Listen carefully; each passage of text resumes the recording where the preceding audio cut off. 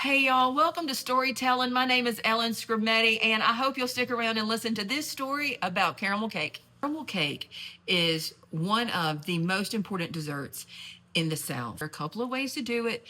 My grandmother, this is how she did it. The full recipe is actually in my book, Hey Jesus, It's Me. How you make it, just to give you an idea, is in one pan, you have white sugar, typically in a cast iron skillet that is getting caramelized. And while that's getting caramelized, you will have a mixture of a little bit more sugar, some cream, maybe some butter that's going to come to a boil. And what you're really trying to do is create this symphony so that at the exact moment that all of that sugar turns brown, you have the boiling pot of cream is at the perfect temperature for you to pour in the sugar into that mixture. If you have done it right, the caramel icing is going to spread perfectly on your cake and it's going to be beautiful. If you have done it wrong, it's going to slide off the cake. If you were to do it on a sheet cake, when you pull back the plastic, it's going to be sticking to the plastic. Here's the beautiful thing. It's still going to taste good. It's just not going to be pretty. All of that to say, my grandmother did a perfect beautiful caramel cake. And I thought the world was going to come to an end.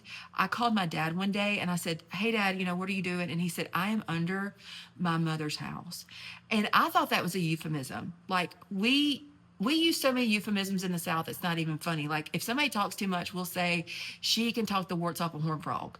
Or if we haven't seen you in a long time, we might say, "I hadn't seen you in a month of Sundays." And so when my dad said, "I'm under my mother's house," I thought, "Oh my gosh, are you in trouble? What did you do wrong?" He said, "Nothing." He said, "My mother taught her sister-in-law, your great Aunt Lena, how to make a caramel cake. And then they both put their caramel cake in the county fair. Aunt Lena took the blue ribbon and my grandmother didn't." Well, my grandmother probably should have just acted like that was fine and that she didn't care about the ribbon. But she went up to the judges and she said, "I'm sorry, I've always gotten the blue ribbon. Why did I not get it?" The judges told my grandmother, "Both of your cakes were perfect. There was virtually no difference in the taste.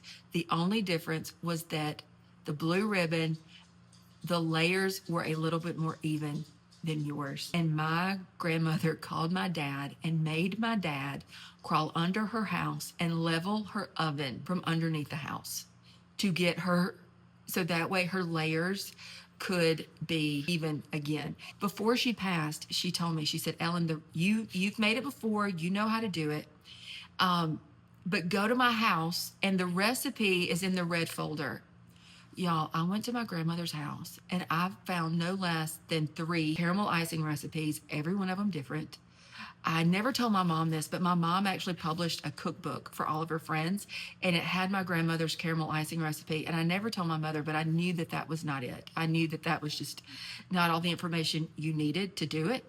After the funeral, people would come up to me, my mom, my dad, and say, "Oh, Miss Jenny Mae gave me her caramel icing recipe. I just wanted to share this with you." Y'all, every one of them was different. That woman. And she also gave people advice like, "Oh, yours didn't come together? Well, cheap sugar's cheap for a reason. Did you use cheap sugar or did you use like the good Domino sugar?" And they're like, "I use cheap sugar." She was like, "Well, cheap sugar's cheap for a reason." And then she would tell people, "It took me 100 tries to get it right. You just keep on working it, the wrong recipe. Just keep working the wrong recipe."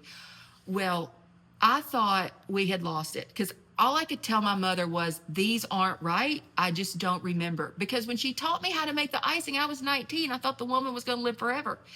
Well, sweet Miss Bonnie from our church, she had gone to my grandmother's house. My grandmother invited her over and said, "Please come. I will show you exactly how to make this caramel icing." And she sent us a note and she said it was the best day.